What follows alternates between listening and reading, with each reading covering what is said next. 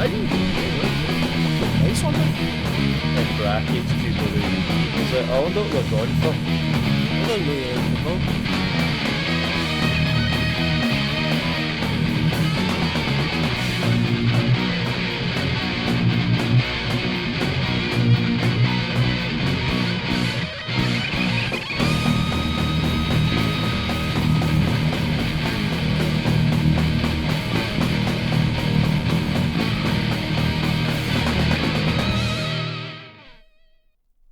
You're listening to podcast Die Young, where we live fast, drink buck fast, and podcast. Die Young. Die Young. How's it going, boys? It's going alright, aye. Yeah. This is Liam Graham, Ross Dunn, and Kieran Hughes of Fatal Collision fame. Hello. Hey. Right, Hughes, what about them? So this is podcast Die Young. It's a wee thing we've been wanting to do for a while because we just kind of feel that a lot of metal based media is no really, I don't know, it's a lot of boring interviews with people who just ask things like, do you have any pre-gig rituals and stuff like that. We kind of just want to have something where we can fuck about with our friends in the music scene and perhaps our enemies and just talk shite about whatever comes up, including this one. I'm just going to talk about the biggest shite of all, Fatal Collision. So I love them. we're just going to start today talking about the EP that we brought you this year, Against All Odds. So first, initially, what do we think? Proud of it? I think it's the best stuff we've ever released as a band. Yeah. Gen up. I also believe so. I think it's the best sounding compared to compare it to But Fast Die Young. Just sounds a lot better. Yeah. I think a big part of that is we're actually using our own gear as opposed to the audio lounges. Big up Audio Lounge. One of the best studios in the fucking Actual ever. G's. Great guys. But- Excellent guys. But what do you call it? Against All Odds, why did they something different for But Fast Die Young? Because But Fast Die Young, we were just interested in doing thrash, and we totally neglected the punk influences that we've been wanting to really work on. I think we kind of touched base on the sort of the punk influence, but just by the time that we actually got to recording Buck Fast Die Young, we already had it like pretty much set in stone what we were going to record in that. So expanding on that, like at the time, probably wouldn't have been a wise move. Otherwise, we would have just prolonged the album. So I think like it was good for the time. Like pretty much. I was chuffed with But Fast Die Young. That's great, I'm still that's chuffed great. with it. Proud of it. Absolutely. But I'm more proud of the fact that I feel like you can tell we've matured Yeah, there's like versatility. There's more and gotten versatility. better at what we do. I mean, your sound definitely has to mature when it takes about 4 years for it to drop. That's what I was about to say. Like I feel like the musicianship on all of our parts has like stepped up a lot since Bucky.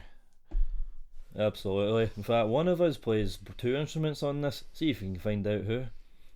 After this break. So so we had this thing pretty much. The thing was pretty much done before lockdown. We just never got around to doing it because, you know, pandemic hit. We never got done to actually getting actual recordings done, but it was written. Yeah, so it was one of them where like it's this sort of thing that's kind of a curse with us and probably a lot of local bands. We've probably got about 1,000 songs in the vault that just don't see the light of day. And these ones were just we basically rejigged everything. We had a completely different EP concept and name before we started properly doing the project was only called Against All Odds from like the middle of last year. Yeah. Before that it was the Oi Oi EP, and we were doing a totally different rollout and a whole other idea for it. Like initially we were supposed to just try write that in a week and just bang something out, and that just never came to be because, you know, COVID. Yeah. That's why we ended up calling it Against All Odds, because against all odds we're trying to make a fucking EP turned into an album. We've had more drummers and prime ministers for this year. We've had fucking pandemics, bloody just all kinds of strife. All the way down to your laptop's drive literally crashing like the week that we were supposed to release it. Yeah, that was quite fun. It's quite literally against all odds. Yeah, but now we're here and it's out. So just first of all, would you say off the top of your head, so thinking favourite track off it? Either Tapai or Gyro for me. Most fun one to play is probably Gyro or Guilty for me. Yeah. Guilty might be my favourite one to listen to. I think Guilty turned out a lot better than I actually thought it was going to turn out. once we got everything finished, like vocals put on it and all that. Do you know something? I wasn't too sure about Brown Acid at first, but see, listening to that as a finished product now, I really do like that, and I think that's actually a good catalyst for, like, spoiler alert, I think that's kind of a good catalyst for the way that we're gonna, like, for the direction that we're maybe wanting to go in the future. I think that's a nice wee bridge. Like, I in that like it. context I mean, it's crossover punk thrash, but Yeah. it At the same blurs, time, blurs it's the like, line between punk and thrash a bit I think it's differently. like in the context of everything we've released so far, it's probably the most non-fatal sounding Fatal song, but that could very probably. much change in the future. It's an absolutely valid point. As far as songs that I like off it, and like you've made good points about those, I'm really into Against All Odds because it just sounds like, it really does sound like something that would have been on Black Flags Damaged, or like one of those kind of albums or EPs, which was the kind of mindset I was in writing it, like to hit like Black Flag, Bad Brains, you know, all the bees. Me and you both said actually, Against All Odds is probably the biggest surprise on it, because when it was writing that song and when it came to actually doing it, I kind of felt like it was like if there's gotta be that's gotta be like the filler song on it. I was like, it's just I just feel like we just kind of bashed it out and didn't really do much with it. But when I was mixing it and listening to it, I think it was the first one I actually mixed in the session, and I was like, that's fucking, I don't know, it just kind of all came together really fucking well once everything was all done together. That's it. I mean, to be fair, before we recorded it, most of the songs we'd never heard with drums. We'd never rehearsed them with drums or anything like that. And Yeah. like, in terms of like the songs, the only two songs we'd kind of heard that was like even resembling a finished product was Gyro and Guilty, and that's only because we played those songs live this year. Yeah, like it's That's actually true. it's actually And I nuts to think we've had about maybe 3 different drummers in the time we've had this project floating around, and not a single one has played on it. No, Absolutely totally. mad. I do feel like the playing those songs live before we recorded them, because they'll be the only songs that we've played live before recording. Everything else we've done, we've recorded them before we've even took them to a gig. I feel like playing them live actually worked a lot better in terms of getting comfortable with the song and the song shaping, because I'm pretty sure Gyro Day in particular didn't sound completely different or anything like that, but I'm pretty sure I played it very differently. We got a bit when it was just, you know, sitting with my guitar trying to make a tune. we got a better picture of like how the song was gonna sound sonically in like a full band setting that you maybe wouldn't have been able to do as well in a practice space environment. I don't know. But if you thought we were going to just self-relate with one band, are you wrong? So Ross, you started on our project, Rancid Cadaver, and you brought out some stuff. Tell us about that. Yes. So the project actually started towards the tail end of lockdown, like the main one. So I actually started last year. Had a couple of shows under our belt, but this year we really took it, like, well, I say took it up a notch. We basically just recorded what we had. It's always a good start. The EP was actually, funnily enough, our EP was kind of almost not really against all odds, like per se, but like there was a lot of hoops we had to jump over. He had already decided he was going to leave before. Yeah, he did. So halfway through the recording, our original vocalist like told us that he was going to be leaving the band after the recording. Thankfully, he stayed and like finished the recording, which was really good of him. Big done up a Lee. great job as well. Really good job, absolutely. So we were kind of in that unique position of we're in the middle of recording an EP, but the guy who's actually going to be on vocals for the EP actually isn't the vocalist. And I think we didn't announce it until like maybe a week after it got released. I think we just kind of announced it in passing, like when we were promoting our Newcastle show. And then we kind of had a band meeting about it, and I just decided, because I'm not a vocalist by any means, like I couldn't tell you like, oh, I've got like this influence or that influence, because I've never really done vocals properly with the intention of like being a vocalist, because I just never really thought.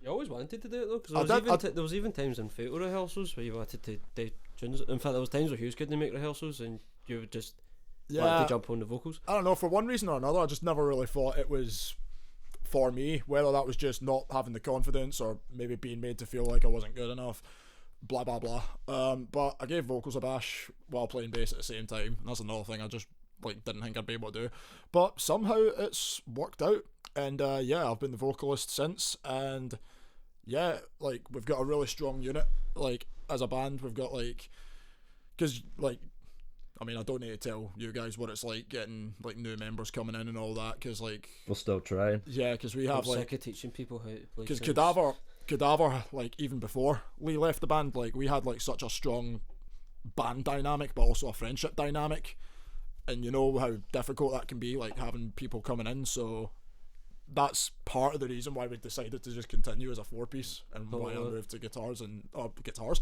to vocals and bass. Yeah, so I think we've had a really successful year so far. You really actually took off.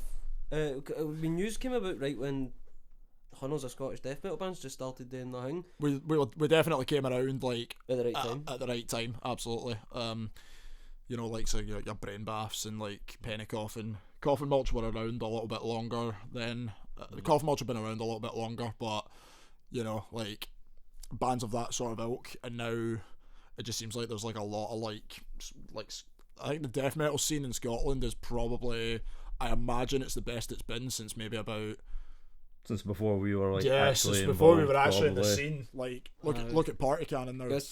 I mean, speaking of like in terms of like death metal, there's always been death metal bands in Scotland, and there's always been death metal scenes. But it's always like crossed over with like other scenes, I think. I'd say since 2018 or something like that, a lot of bands have been really interested in the old school like Autopsy style fucking death metal and all that, and a lot of bands now are doing that style shit. RANCID CADAVER's very fucking Autopsy driven. Yeah. And you can hear it, and same with Coffin Mulch and all that as well. They've got a pure that era of death metal sound. It's just like old school death metal. Aye, because the death metal, I think the thing that makes this death metal scene better than all the other scenes that have been about. The fact that all the other death metal scenes were all fucking. It wasn't death. It was like deathcore or fucking like the slam beat down melodic kind death of metal stuff. and shit like that. Yeah. Yeah, like I'm not a like out of the three of us, I probably listen to death metal the least. I like a lot of the classic stuff. As far as modern death metal bands, I couldn't even name one, to be honest. I'm not personally friends with them. I think like a lot of modern death metal bands are definitely going for more of that old school sound as well. Like bands like Filche have been kicking off, and like because I think it's one of them where it's kind of split into two camps now, where you do get like the more modern stuff, you know, like the deathcore and all that, and the tech death and things like that. Which if that's your thing, fair enough. But I think a lot of people are like me, where you'd rather listen to like a Cannibal Corpse or a Death or something who still have that kind of thrashy influence, who still have kind of punky influence, but you don't, and you still have like that kind of harshness, but you don't necessarily want to just have like the complexity. Like not even the complexity, just 10 minutes of the same thing. Like it just gets a bit.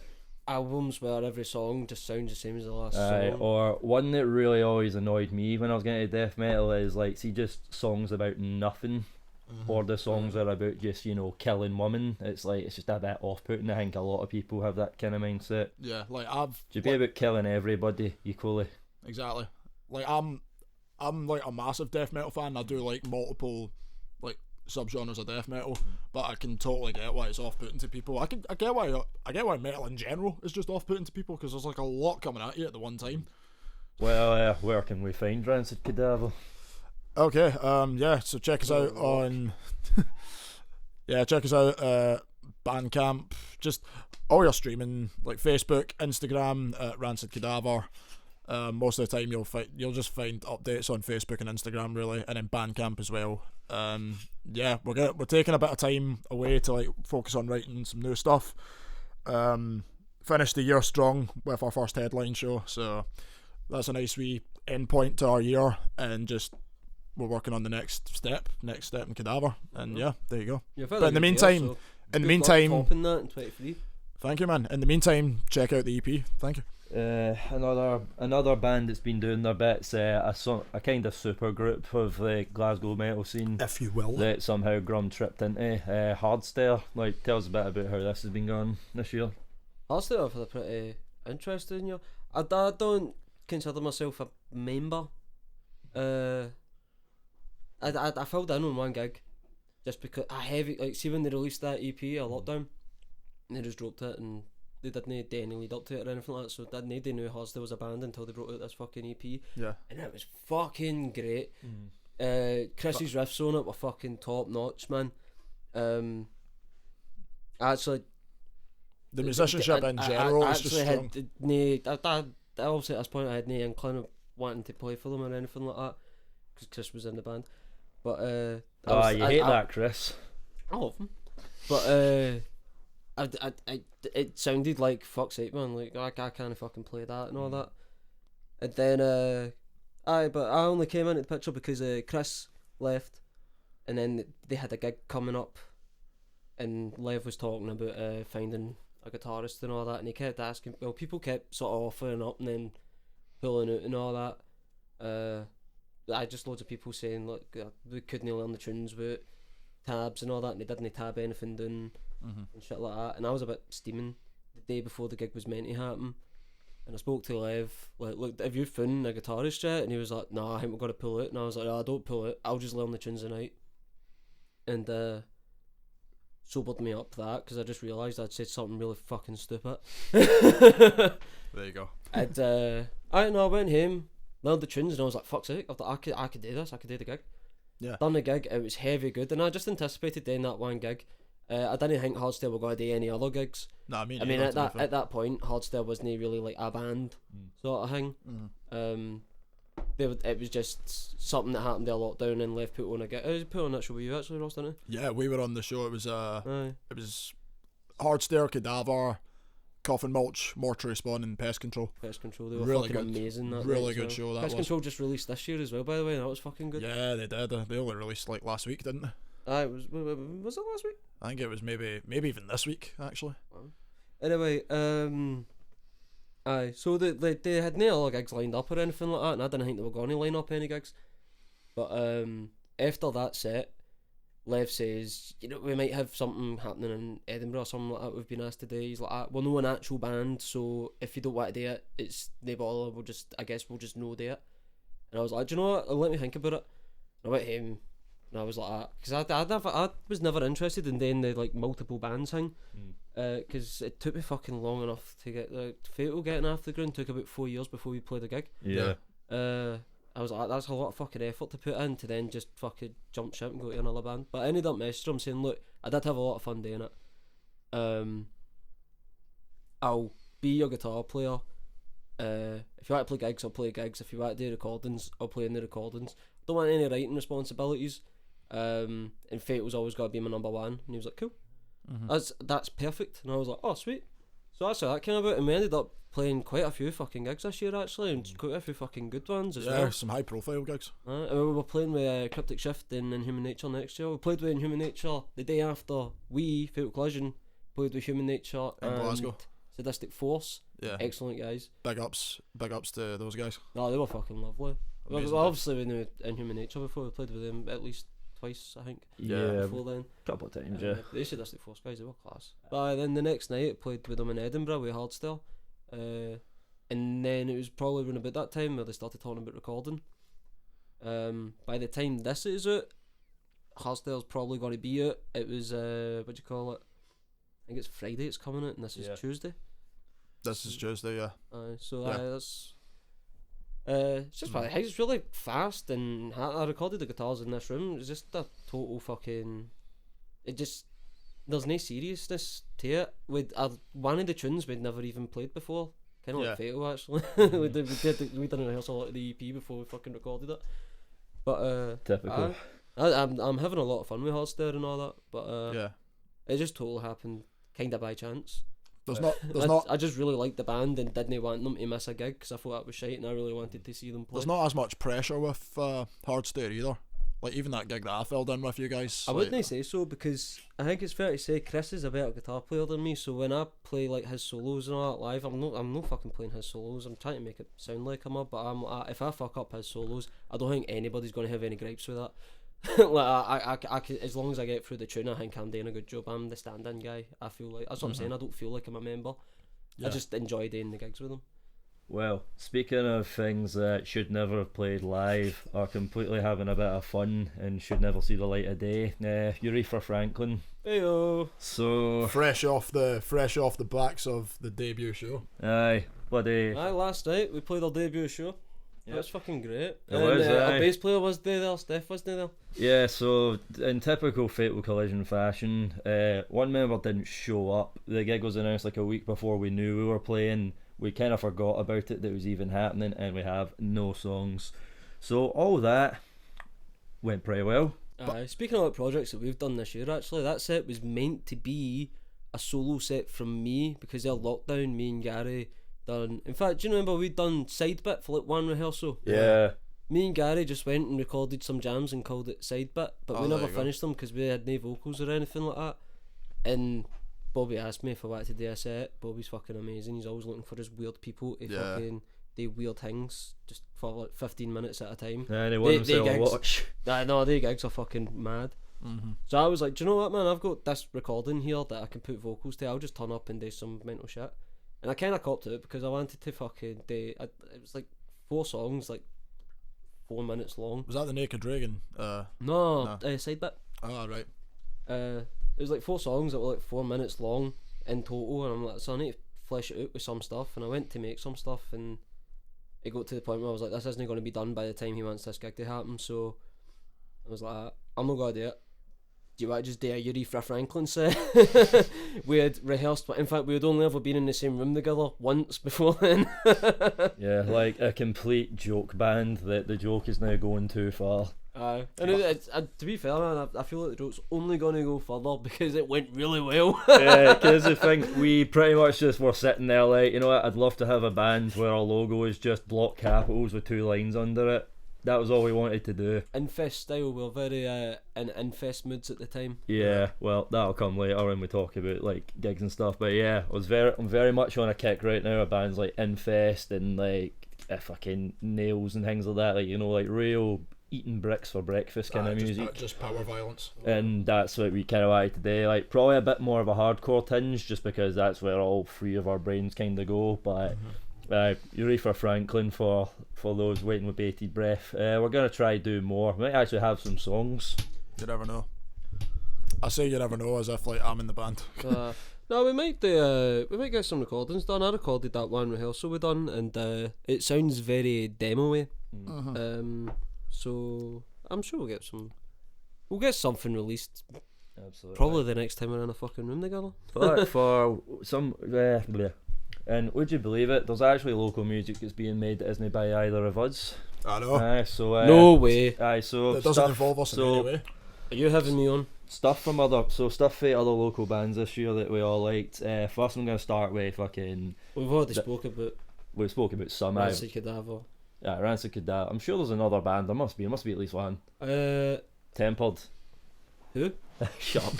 No, that Tempered EP they dropped or tape or whatever, like those 3 tunes, all fucking fantastic.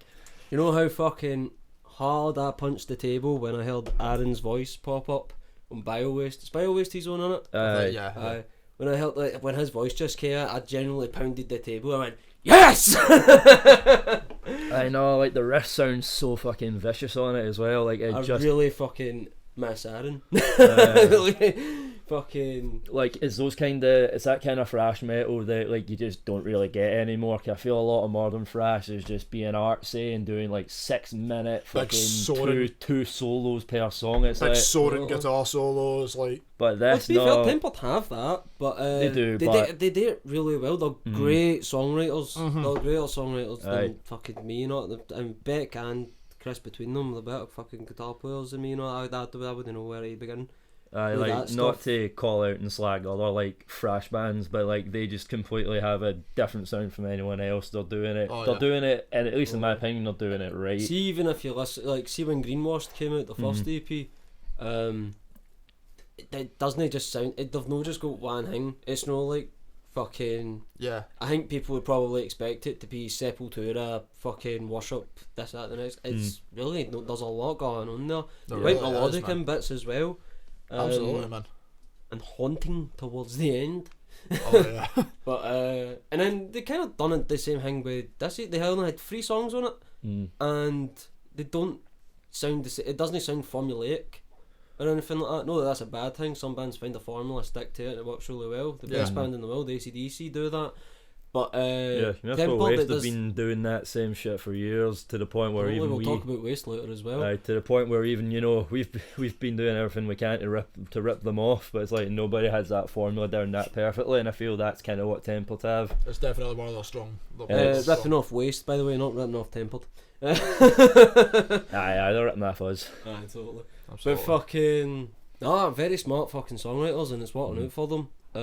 Excellent live as well. I think we've all seen them a couple of times this year, surely. I think they're the band that I've seen live the most times in my life. Like, I think I've seen them like maybe, I don't know, like 15, 16 times or something. It's like, what a run of luck they've had to have 3 back-to-back, like, excellent frontmen. Like, they just hit the nail on the head every time. Like, Aaron was great. He was in them. He was a real... just don't shine a light on him, you'll be alright. Probably one of, if not the best sets that I've seen them play, and it's a shame because it was in Huddersfield, but pretty much nobody was there. There was no witnesses, but there was a couple people. There was more people for their set than there was for ours.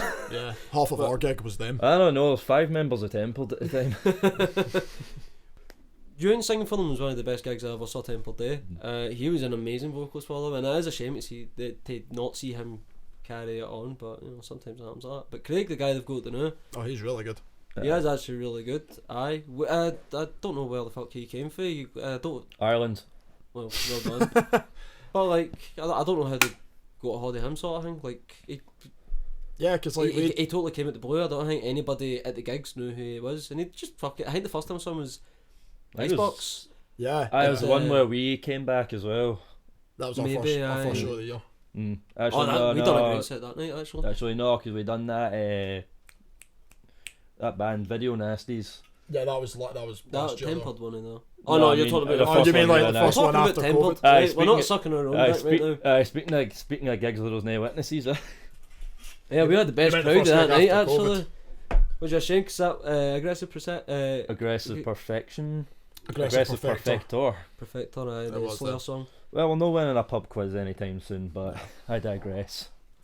The night after that Slayer song. Big ups Aggressive Perfector, they were good. They were really good, and it's total injustice that they didn't get more people going to that, because I feel like, I don't know, they've probably missed a chance now, because I don't know when a band like that's going to be back here anytime soon anyway. But they were fucking good. They were nice boys as well, actually. I only spoke to the singer, I think, but he was cool. Yeah. And the drum. Oh, in fact, do you remember actually? Me and you were both like, fucking, that drummer is shit hot. He was fucking sweating through his shirt and everything. Man, the guy was going 100 mile an hour. He was very punk drummer. I keep saying I think that's what we need, man. Like, we can't have a metal drummer, we need a fucking punk drummer. But I digress. Another release this year, like, it's pretty undeniable at this point. Like, BRAINBATH have just took off. Like, I think they're ahead of everyone. Got a poster of BRAINBATH right behind you. That's probably the first local band poster. There you go. Fucking dick rider. I got it with the LP. Well, it's not, it's the EP, but they brought out a 12-inch. God knows they need that EP is just fucking savage. Yeah, no, like, it's that sort of way of, like, and this isn't to slate any of the bands that we've just been sitting praising for the last, like, 20 minutes or whatever, but it's like, I don't know, BRAINBATH just kinda sound bigger. Like, they sound like a band for like 30 years ago, if that makes sense. Yeah, definitely. They've got that sort of heavy in your gut sort of feeling. Yeah. And it's like, you can tell as well, because it's like, Kenny's been part of fucking metal since, like, you know, he was there at Bruce Dickinson's birth, you know, like. Big up Circle of Tyrants while we're talking about Kenny. Aye, fine band. Did you say for England? No, I said a fine band. Oh, fuck's sake, right. But yeah, no, so like BRAINBATH, because they've just been everywhere, it's unavoidable. Yeah. Like, I'm finding BRAINBATH gigs in my socks these days, it's just one of them. Totally. Like, I mean, going back to Scottish death metal, probably wouldn't be as big with BRAINBATH. Yeah, they really sort of paved the way for a lot of the younger bands. They're definitely flying the flag when it comes to Scottish death metal right now, to the point where they ran the Filchy gig, them and Alf and Coffin Mulch. But that went fucking excellent as well, by the way. It was an amazing show. Filchy's UK debut as well. It was, it was a really good show. But it's like they're giving a lot. They totally just came out of nowhere. Like, yeah. I think there was like talk, I think I heard Kenny say, I might do a band with Andy, and out in anywhere fucking BRAINBATH for a band Because now. they formed Kendall and Sean are in it. They formed over lockdown. Aye. Yeah, it's like they just came out fully like they had their little gimmick with like the actual brain and stuff like that. It's like wee things like that kind of help you along the way, and the tunes back up. Like, was it Still there? that mannequin, and they still have that mannequin. They for still have that Xbox. mannequin from Was it Xbox. your first show as well? Or was it their first show? The one in the Flying Duck. That was Cadaver's second show. It was our first Glasgow show because we supported Cryptic Shift the month before in Edinburgh. All right. So was that BRAINBATH's first one, or? No, BRAINBATH's first show was Belterfest, I think. Was it? Oh, I think it was actually. I Yeah. thought it would have been Icebox. fuck knows. I've seen them in Icebox that much. I just Yeah. relate them to Icebox. I've seen them in general that much. Well, that's actually a pretty decent segue. So before we just end this segment, what would you say best gig we've done this year? Like best set we've played or best gig we've been on? I haven't thought about this. I would You say two whip out some things and I'll see if I can catch up. I did like the Icebox gig that we done. The Thrash Bash. Was that the Thrash That Bash was the gig? Thrash Bash, yeah. Aye, that gig was fucking really good. Me and you were proper like tied into each other really well. Yeah. The bit where Hughes took my fucking hat off. No, there was a bit where my hat fell off, Hughes picked it up, put it on, and then I just done like a full dive bomb, and with my right hand picked the hat off Hughes' head, put it back on mine, kept playing. It was such a pure in-sync moment. It's a pure injustice. Nobody caught it on camera. Nah, it's a real Laurel and Hardy. We got, by local show standards, we got a fairly decent sized circle pit as well at Bible Bash, I remember. Like people were like We running, did get a wee bit of pick on. people were like already starting it like There was a couple of stage dives as well. Yeah, exactly. I think for me in general, between Fatal and Cadaver, like my favourite show of the year was Belterfest this year because one, it was on my birthday, and two, it's honestly I think it's the most fun I've ever had on stage, like for any gig that I've ever played. I had a lot of fun at Belterfest. It was this year. just no, it was good. I always had like, fun at Belterfest. The first gig was a Belterfest, and It we was- played. Was that no? We've only played 2 Belterfests actually, haven't we? the first one and the last one, yeah. First one and the last one, and it was It's a good thing it Thrash Bashes with the other ones. started with us and it died with us. Fitting. Good. No, but the one I really liked as well, see the one we played in Edinburgh, we were just completely not sure how it was going to go. We had a lot of good Yeah. Edinburgh gigs Yeah, this no, year. like everyone we'd done in Edinburgh always like, it'll be alright, but I don't know, man. It's exceeded expectations. Maybe they just don't get music here there. I don't know what the crack is, but they were going fucking nuts. I think there's a much bigger punk scene in Edinburgh than Oh, there is in aye. Glasgow. Me and so they Jamie really, from Nashville were talking about this just yesterday. It's Like, like- Glasgow's got a metal scene, and he's like, Edinburgh's got a metal scene as well, but Edinburgh's punk bands are where it's at. yeah, so I think we And definitely I went- was saying that's pure injustice that there's no fucking punk bands in Glasgow. I mean, there's punk bands in Glasgow, There is, but it's a different there's no kind punk of. gigs happening in It's Glasgow. a different kind of punk though. It's not Yeah. like the kind of stuff that we want to listen to, where you know it's quite moshy and Oh no, you're quite, talking like- about that. Yeah, but it's like a lot of them are just like quite old bands. It's like, and that's nothing on them, right? But like these punk bands for the 80s and 70s, it's just not. It just doesn't really hit the same nowadays, you there's know. not like Unless you're like You a say that, I am fucking buzzing for GBH. Aye, next I year. mean, unless you're a superstar like GBH is what I mean. See, if you're just You just called GBH a super. GBH are probably listening to this. hello GBH. I don't know, it takes a lot to play Dundee. It's like, No, what- it was Kirkcaldy they played. it's like what, that's like what, 20 quid on the bus. I would absolutely love to support GBH. I was actually saying yesterday to Jamie, I was like, the thing about GBH, well, one of the things that's not really nice about when GBH come here is they never do local support. Aye. It's always something like Angelic Upstarts or something like that supporting them, you know. Yeah, Maybe not actually them, but you know, them or Coxbarrow or something maybe like something that. like a more like established punk name in the punk scene. Aye, it's like somebody up from England or something like that, you Yeah. know, they bring up, and I like cool and all that, but just get some fucking me guys on the shows, man, because Because I would it's such a. see if I played a gig with fucking GBH, man, like my inner 15-year-old would come out and I'd start fucking fizzing about them, asking them about City Baby and all that. Yeah. So yeah. So as far as good gigs we played this year, I think that about wraps it up. To be honest, so like the Edinburgh ones were fucking grand. Edinburgh done really well for us this year. Yeah. Thrash Bash, Did Duncan put Belterfest. us on in Edinburgh this year?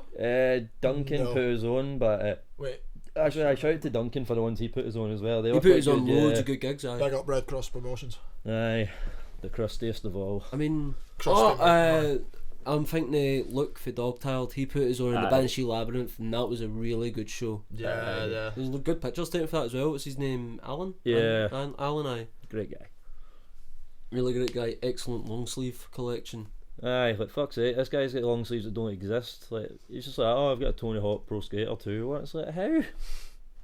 Fantastic scenes. It had that pure creator character sort of image on the back. Heavy good.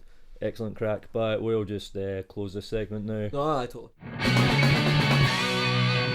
And we're back. Alright, so to run out the rest of this show, to hopefully lead to many, many more in 2023, we are going to talk about various things of the year. We're going to start with albums. So, Ross, what have you brought to the table?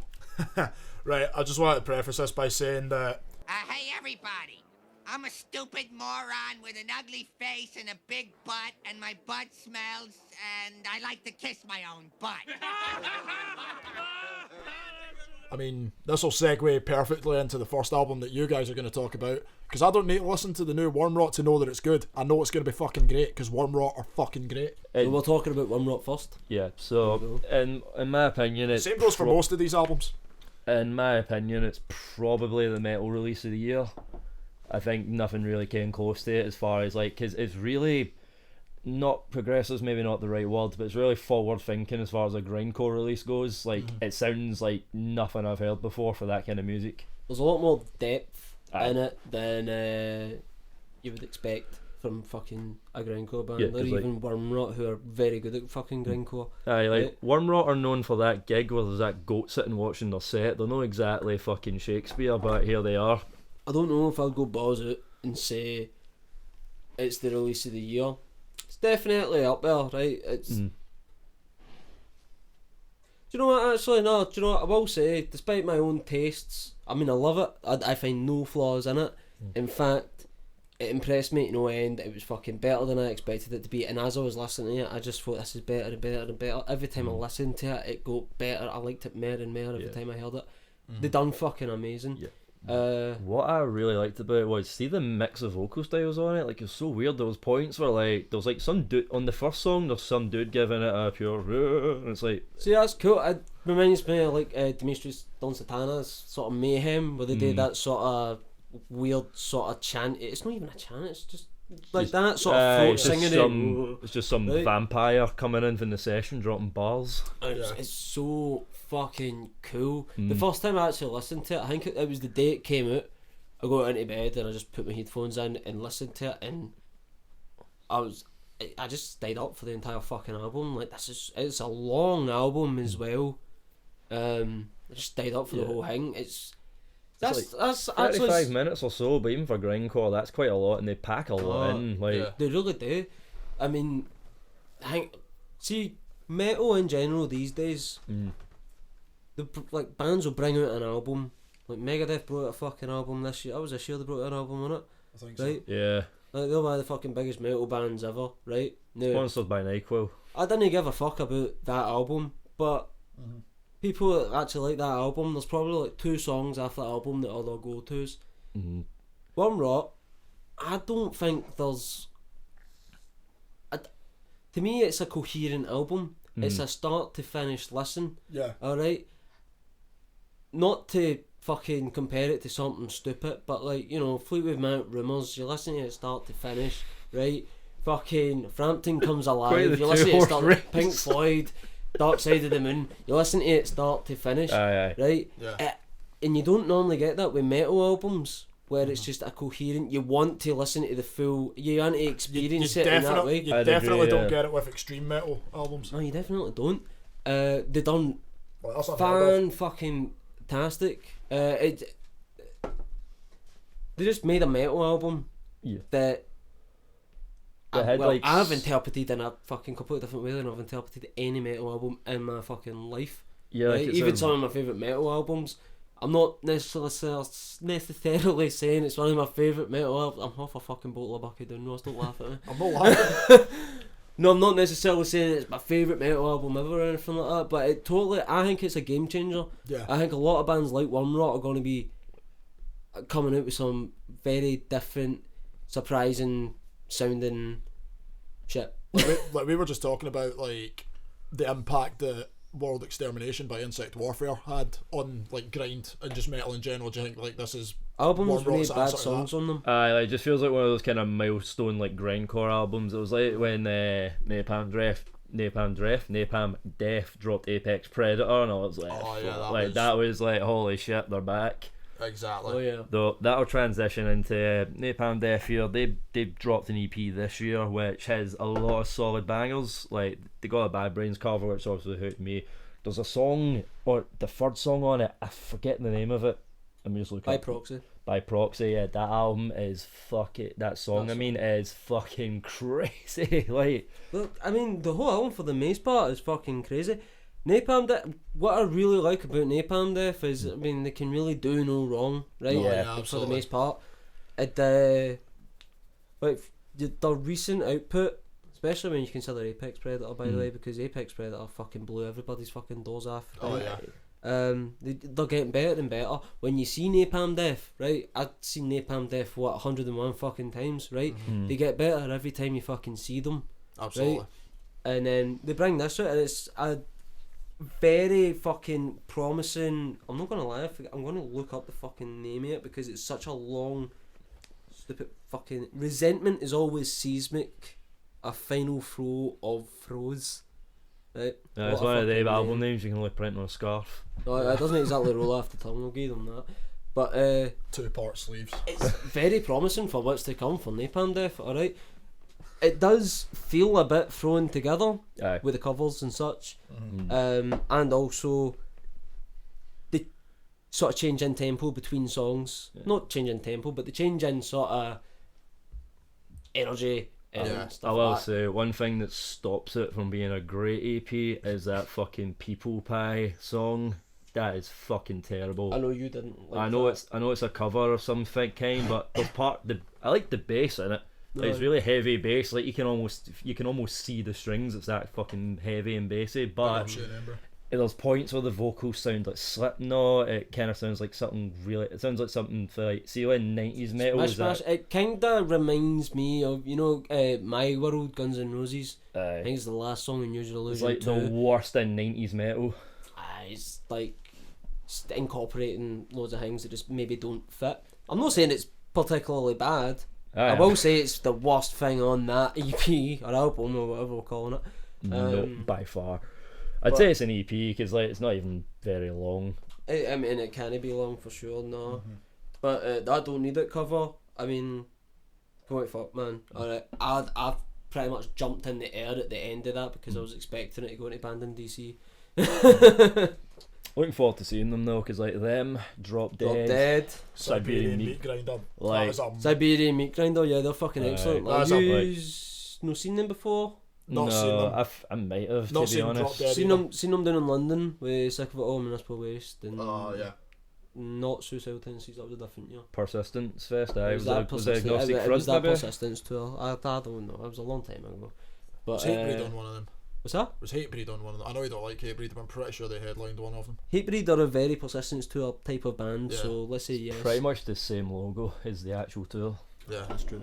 So what was I gonna say? Siberian Meat Grinder, they are fucking incredible live, and it's a shame they didn't bring out something this year. Because I mean, I'm looking forward to seeing them next year. Yeah. Looking forward to seeing Wormrot next year. I'm looking forward to seeing fucking Drop Dead next year, man. Fucking Napalm Death and Wormrot in the same month. It's like, my goodness. in the same. One Rot's gonna kick off. Is Something. it not like within the same week or something? No, so it's I think they're at the end of March, I believe. So Napalm Death is on the 9th and then Wormrot on the 23rd. So it's maybe a week and a bit. Yeah. So you Fair know, play. time to recover. You know. Oh god. But, tell me about it. Moving on to another like pretty off the wall kind of punk-esque album, Off's Free LSD was one that really surprised me, both for the fact that Off were still a band and then it came out, but I was really into it. Now, you messaged me about this and you wanted to talk about it before we'd done this. Right. I was like, did they release something new? Aye. Right. Earlier on this year, I totally noticed that people were sharing loads of Off stuff, right? But see, because all the artwork looks the same, I didn't realise it was a new album. Right? So I was like, oh, that's just weird. Everybody's just getting into Off all of a sudden. Fair dues. Don't get me wrong, I was never massively into Off. They're good. There's nothing wrong with Off. They're totally my thing. But I totally slept on the fact that they made a new release. What the fuck? I was just showing them the album art. They all look the same. It does look very similar, I can confirm. Aye. So I totally slept on the fact until I listened to it the day. It's one of them. And let me tell you, wasn't that impressed No. with the first half until L. Mm-hmm. And L had mad John Zorn vibes. You know, John Zorn, the jazz guy, does like he was in Naked City and all that. You know, he does like mental sounding stuff, and that's got, you know, just crazy shit, a saxophone going wild and all that. Yeah. I instantly just was like, that's John Zorn style shit. I very much like that. See, I like it because the second half of the album was really fucking good. It was a lot better than the first half. The first half I was like, I don't see myself enjoying this, but after L I was like, this is really fucking good. Start to clap. I'd probably say Murder Corruption. I like the way Murder Corporation. I'd probably say is the best song on it. Is that, It's I got like a fucking banging riff in it that they're not the most guitar riffy band, but they went to a good wee riff on it. I had a lot of fun because I was like, to be honest, like, yeah, Keith Morris bands sound like Keith Morris bands. It's like Circle Jerks, Keith Morris his era. very rarely does anything wrong. Yeah, but hey, it's like He's got a massive impact on anything. right, that it's happens like, apart. you know his sound. Even when you listen to, like, let's say the first off EP, the first couple of off EPs, if you were to play He off, sounded Circle, very different then. I will Aye. say what kind of put me off on this one. I don't like hearing Keith Morris sound like an old man. Know what I mean? bit hard to. It's a bit hard to, but you know, it puts me, that's what put me off a lot of Megadeth stuff, was when like fucking Rust in Peace. You listen to Rust in Peace and all that, it's like, geez, you're still trying to do that voice and you clearly don't have it in you anymore. Right? It's like they're not adapted. I'm not saying that's what Keith Morris is doing, but I just, it puts me, I mean, like Keith Morris to me is like early Black Flag, Circle Jerks and all that, you know, Yeah. and it's just, now he just sounds pretty much like he talks, Yeah. which is a shame. I'm not taking anything away for the album on that though, because the album's fucking great. The guitar work on it's fan-fucking-tastic for what it is. The riffs they pull out on it, I wouldn't imagine writing this like that for music like that, if you know what I mean. Yeah, no, it's really outside the box. It was like, don't know if you mind, a few years ago when the Rage Against the Machine guitarist done like a solo project, and it was this weird kind of like spacey political rock. It didn't go down well. I it don't didn't, think. but I was like, I appreciate the ambition, you know. That's it. Speaking of, it's nothing to do with the rest of these records. One that nobody will be shocked that Fatal Collision liked, Electrified Brain by Municipal Waste, who I hear are gonna fuck you up. Can you comment on this? Can you talk about this? Rumour has it. Have you heard about this, Ross? Have you heard about the new Municipal Waste? I've been notified about Municipal Waste's Have tendency you listened fuck me up. to Electrified Brain? Oh no. Idiot. In fact, I'm not gonna lie. I never knew they actually dropped a new release. You're this a year. fucking idiot. I'm Right. straight up. Let me take you to school, right? Let me guess. Are Municipal Waste good? Municipal Waste are always good. Municipal Oh, no, Waste mate. can do no fucking wrong. I know. I No. love. Let me just preface this, dear listener. God, here it goes. Let me just preface this, dear listener. I love Waste. I just didn't know they dropped a new album this year. Oh, you must love them. Aye. Big fan. You must be the biggest fan. Huh? You get a Stan account, you on Twitter, arguing with like, you know, Gamma Bomb fans. I've got. Let me say, You got a right, Tony Forrester profile picture. let's just get on track about talking about the album, alright? Because Well, the album deserves some time dedicated to it because it's Aye. fucking magnificent. I know how much I'm Right. missing out, and I will definitely check it. So Shut up, Ross. Right, look. Municipal Waste, the last album, The Last Rager, is that right? wasn't a big fan of it, if I'm honest. I mean, I'm a fan of it, but if I to compare it to other Municipal Waste albums, I would say The Last Rager's kind of on par maybe with Fatal Feast, which I also wasn't. I'd say it's the weakest of Municipal Waste stuff. Yeah. Right. The first album, just because it sounds like, you know, it was recorded a block away from the band. But other than I'm not that, gonna lie, I kind of dig that vibe about it because that's, I mean, you know, they're a punky band with a punky vibe, I would doing say thrash metal stuff. this one is the best release they've done that isn't the big two, if you know what I mean. It's What's not. your big two? So Hazardous Hazardous Mutation. Mutation, Art Party, and other than those two, Art this is Party, the best right. they've done, at least in my opinion.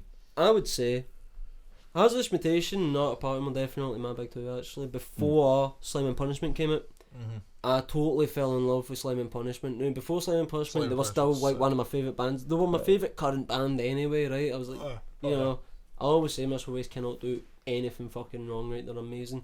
But when Slime and Punishment came out, it was like they just improved on something that I didn't think could be improved on. What's his name? Nick, the guitar player that they brought in. Nick something, I'm blanking on it, which is shite. But they brought in a second guitar player. Heavy, amazing fucking lead player, and it just totally brought up Slime and Punishment. Yeah, and it was made it, I think it made it better than anything they'd done It added before. an extra. His addition added an extra layer to Waste that like like you said, pretty much just put them to that. Just elevated them, like Absolutely. totally. Like I wouldn't imagine that. Nick Paulos or Nick Poulos maybe. Something like that. No, like I didn't imagine it could be improved. I didn't imagine Waste's sound could be improved upon, because to me that was perfection for thrash. And then they did it with that. Now, then they released Last Rager, which I'll be honest, I mean, I liked it because it was Waste and I like their sound and I like what they do. Yeah. But I was like, it's down there with it's down there with, I don't want to say the worst, but the least good of Waste stuff. Like, right? you listen to it, you enjoy it, you never listen to it again. Middle of the road. Then Electrified Brain comes out, and Electrified Brain has got so much Oh yeah. Slime and Punishment energy in it, right? Ah, nice. I'd actually say you could probably switch out, like if you take half the songs for Electrified Brain, half the songs for Slime and Punishment, It would like work on both albums. they sound coherent, you know what I mean? Yeah. It's just so fucking good. The lead guitar works so good. The fucking is Electrified Brain the first song on it? Yeah. Right. See the fucking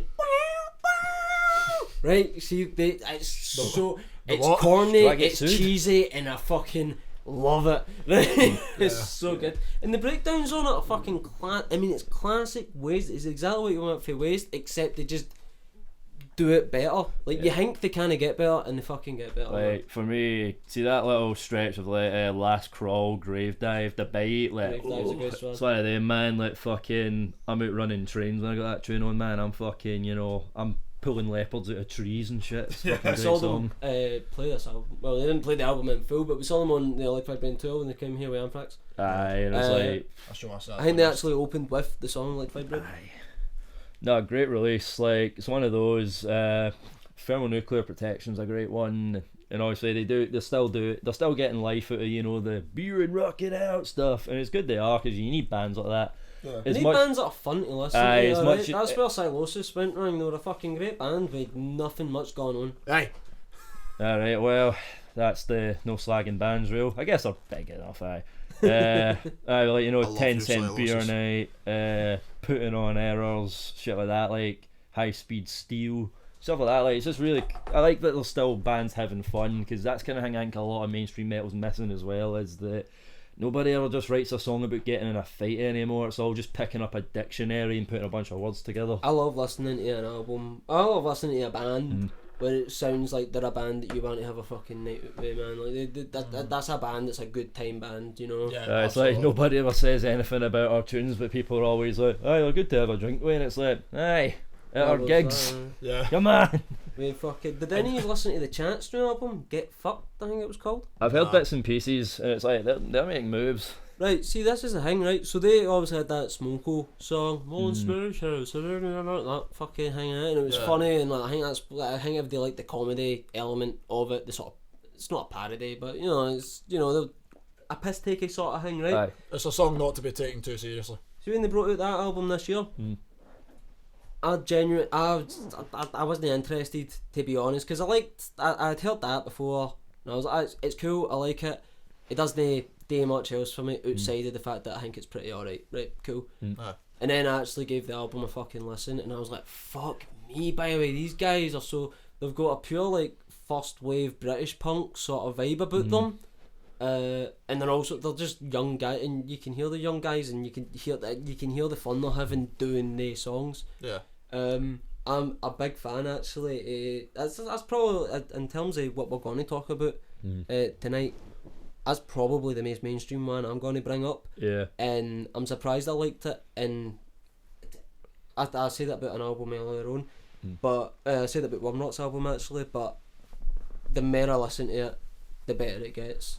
Big fan of it, and I'm looking forward to just more chat stuff, to be honest, because they're wee guys and they've got some fucking gusto about them. Yeah. Before got some whisper. quickly before I go on and gush about my actual like personal album of the year, thingly, that Terror EP that dropped, that like fucking Pain. yeah, that one, my god, like that was just such a, see that tune they done with Corpse Grinder, like my god, I didn't think that would work, like putting Corpse Grinder on a hardcore tune, but it's so meaty. Every song on that album is just as hard as the last song, right? Aye, like it's not like nothing's out of place in it. There's no downtime on that album, Yeah. right? You totally know what you're getting with it, and it's so fucking good. I'd say it's the best thing Terror I've ever done. yeah, hard to disagree. Like, Yeah, because I never knew you guys were even fans of Terror until you spoke about that album. I'm not gonna lie, Wasn't a huge fan. before they brought out the album, I wouldn't have considered myself a fan. But like Pain into Power, I'd say it's made me a fan. It's one of them where like if they come on in a playlist, I'm not getting out my seat to turn them off. Like they're a good band, they're just not something I was overly in. And if I saw them playing with a good lineup, I'd be excited for it. They're just not our like. But until this came out, that's all changed. That's kind of. I definitely like catch them next time. They've earned fans with this release episode. Yeah, that's kind of how I felt with. And also that Unashamed song towards the end of the breakdown on it. That's the perfect fucking breakdown, honestly. I mean, like, Terror, they're known for their breakdowns, to be honest. Yeah. They execute it so fucking well. You listen to it, like, you fucking sit, I put music on in the morning when I'm having my breakfast and all that.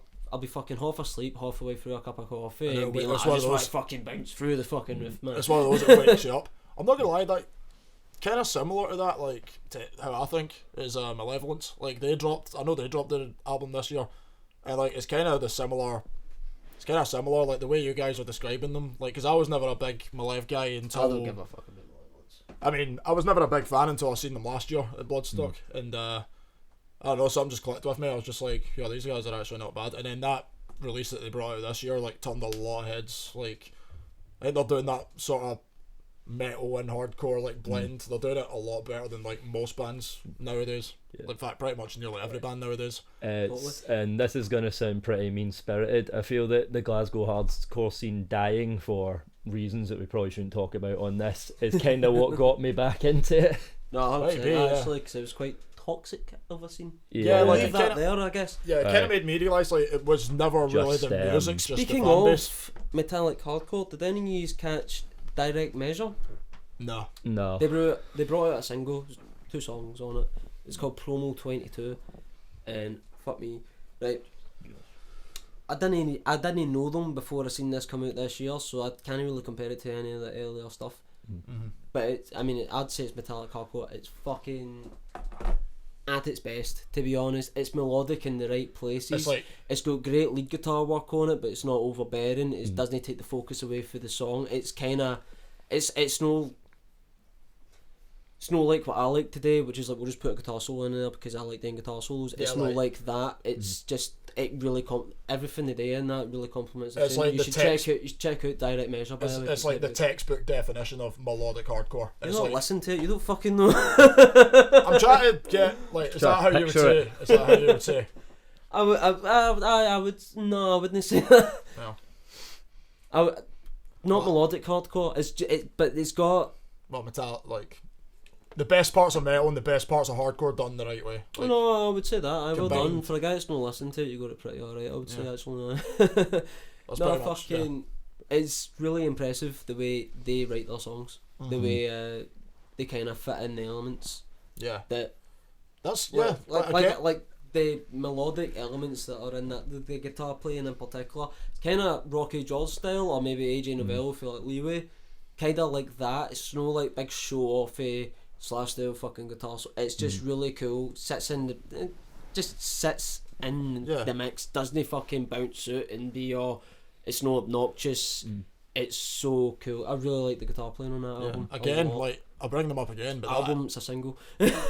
Again, I'll bring them up again, but that is basically just Malev. Like, Nobody nowadays, likes malevolence. I can guarantee you there's people here that do like malevolence that are Name listening one to this. person that likes They- malevolence. The person listening to this They podcast. do sell Get out. out. They do sell out things like the garage and that. It's kind of undeniable. There are fans. I feel like it's one of those I would have fucking loved them like 5 years ago. But like now I just think, you know, they're definitely taking the best parts of metal and hardcore and doing them really well. Moving on here, and then we'll start doing the gigs of the year stuff. Just one last one that I want to kind of drop in there is my personal album of the year was In the Wild by the Interrupters. Well, hold on. Hmm? We've not spoke about Fugitive. Oh yeah. Yeah. Speak about Fugitive.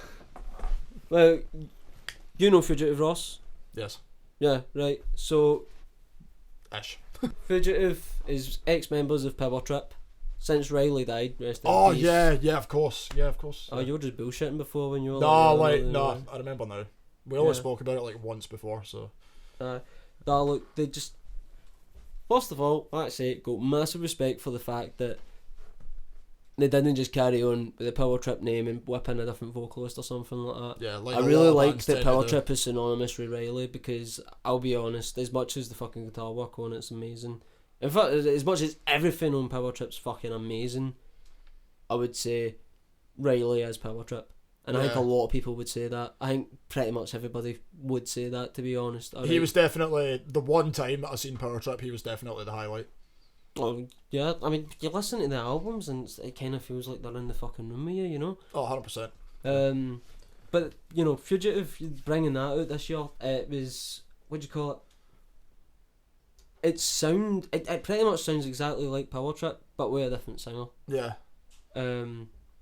Like I say, I've got mad respect for the fact they didn't Yeah. just carry on doing Power Trip stuff under the same name and changing Yeah, the singer. because like you know what it's like. It would Because just it would dilute that band, I feel like. like people would be too busy comparing it to previous releases, and it's understandable. It's only gonna happen. You know what I mean? No, I've got mad respect for that. Yeah. fair play. I'm looking forward to what Fugitive do in the future because if that's the first release and they must have only been working on that since lockdown. I mean, Riley died during lockdown. It was 2020. Yeah, it was August 2020. He died. August 2020, yeah. So they must have just fucking had that ready to go. I don't know if I've not looked into it. I don't know if maybe it's It was gonna be a Power Trip release, or I don't know if it's material that was intended for Power Trip or not. Yeah. But either way, man, it's got all the right vibes. It works really well. I'm looking forward to seeing what they do in the future. I'm Yeah. looking forward to seeing them come to Glasgow. the sky's the limit for them because I feel If like they do. Power Trip never reached their peak. So, you know, Nah, I feel that as well, to be honest, which is a shame. aye. Alright, one last one before we move on to gigs and then wrap things up. So an album that, 'cause I don't know if either of you two have even listened to it, or, well, I know you haven't, Ross. I have not. But yeah, my actual personal favourite album of the year is In the Wild by the Interrupters. This thing, like, when it came out, I absolutely fell in love with it. It's It's a bit, absolutely more your thing than it is my thing. If you think Aye. I'm gonna, no, if you think I'm absolutely. gonna have a good back and forth, I'm with you just here, going to gush a bit for a minute or two. go Sure. for it. So All I'm bas- gonna say before you start is, it sounds like a not so good Distillers. It's good. I disagree completely. It sounds like a bad Distillers album. A bad Distillers album? Not a bad Distillers album. That Because doesn't- I don't think the Distillers could bring out a bad album. No, I think this thing. Nah, I think this is honestly one of the most solid punk records I've heard What I in do so like about long. the Interrupters is it's Distillers vibe, and I'm quite into Distillers actually. So I would say that, but I listened to the album once. It didn't have any replay value for me. I mean, I enjoyed it, but when I was listening to it, all I got was I want to put on the Distillers. I disagree. Maybe it's because I felt those like I say, you're definitely more into it than me. maybe it's because I've seen them a couple of times recently, and obviously there's that bias. That's just what it is. But like, I thought I most of wouldn't have the turned down an opportunity to see them, aye. right? Because I know that's a fun gig to go to. It's like one of them, like pretty much all the tracks on it, I'm like, could have been a lead single. It's like it's got that vibe of, you know, the way like Out Come the Wheels, and it's obviously it's easy to compare them to Rancid. That's fucking, I'm not exactly breaking new ground with that. Aye. But it's that way, like Rancid write albums where like the majority of it are just, you know, hits that you can stick on every time. They're the complete opposite of Cohesion. They just do a bunch of singles on a record and it usually turns out quite good. That's kind of the vibe I got with this. I feel the majority of them were just excellent songs that you could just stick on at any time and enjoy. and that's kind of why it's like my album of the year.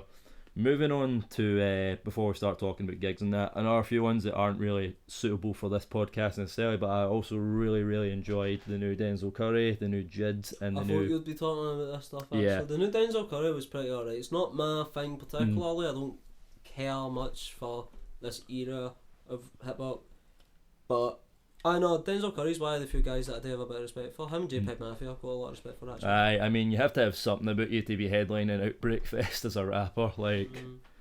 But speaking of gigs and fests, What did you do? I walked into whatever's sitting there. Did it tip over? No. Because there's water in it, right? Oh, fuck.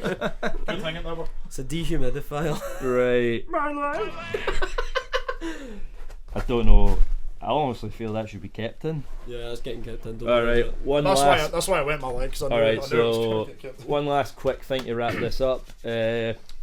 Gia's after Tapia he'd Ross the 3 best bands you saw live this year. 3 best bands I've seen live this year. Hold on, Ross, is there any new release you've listened to this year at all? No. Honestly, Alright, not a fair lot. dues. I have.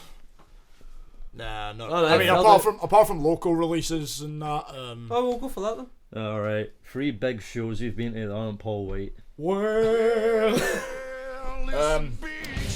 So, very quickly, I know I'm. No, well, I was gonna say I'm the only one that's been to festivals this year. It must be you guys went to UK Death Fest, which I'm sure you are going to talk about. Was it Slam Dunk? No. So you were at Slam Dunk as well, so I forgot. Bloodstock and Arctangent this year are the 2 best festivals that I've ever been to. Just out of all the times I've Because been of to course, festivals. because Merciful Fate played. Yeah, they were. Perfect. You know what, let's not make this a 3-hour podcast. Carry on, Rob. Nah, I mean, yeah, I cannot recommend Arctangent enough. Like, I won't gush about it too much, but Nah, yeah, you all gush about it, this is your time. if you're into like prog and like post rock and like math rock, yada yada yada, like that sort of like adjacent of like rock and metal, cannot recommend Arctangent enough. It is like the most chill festival you'll ever go to. It's amazing. But besides those 2 festivals, some noteworthy highlights this year, gig wise. Honestly, Thrash Bash and Belterfest, local shows wise, like those were like amazing gigs. Belterfest was a lot better than I thought it was going to be this Absolutely, year, yeah. actually, yeah. No, I already thought it was going to be good. But yeah, Belfast really kicked off. Absolutely. Damnation was incredible as well, Damnation Festival. Filchy, that gig was really good. That was top. Filchy gig. I'm trying to think what other I found gigs. my hat. Was that? I found my hat. You did? Remember I stage dived and lost my hat? Found it. I found it. I'm trying to think what other gigs happened this year. You got one more. You got one more, kid. One more, kid. Or even just a band, something that surprised you, anyone new that you saw and you were like, whoa! I'm genuinely trying to think. Maybe one you saw last night. Oh yeah, URETHRA FRANKLIN. Of Yeah! course. By the band that I was a member of by the end of the set. Yeah, and we're already broke up. Hope you're happy. Well, Alright, I'm sorry. Grum. 3 bands this year that you thought, oh fuck, that was a hell of a set. I really don't want to say what you're going to say, but I cannot not say Infest. Yeah, no, No, Infest were incredible. UK Death Fest. Infest as a whole. took me by... They just brought a fucking storm, for fuck's sake. I really like the fact that before I saw Infest, I didn't look up any live footage of Infest, so I didn't actually know what any of the guys fucking looked like, right? Yeah, it turns out it was just a bull in a tank top. Honestly, man, it was kind of scary. See when he came over that barrier. No, mate, he was fucking on top of me. I'm praying to whatever God would He take comes me. over Like, the barrier and I'm getting the fucking... I'm not holding him up. Hughes gets trapped under him. I was like, oh mate, like fucking, I was expecting that when Grum found me, it'd be like, you know, in Tom and Jerry, where like they're a wheel rolling across the floor, Yeah. or like a manhole cover. Like, it's horrible.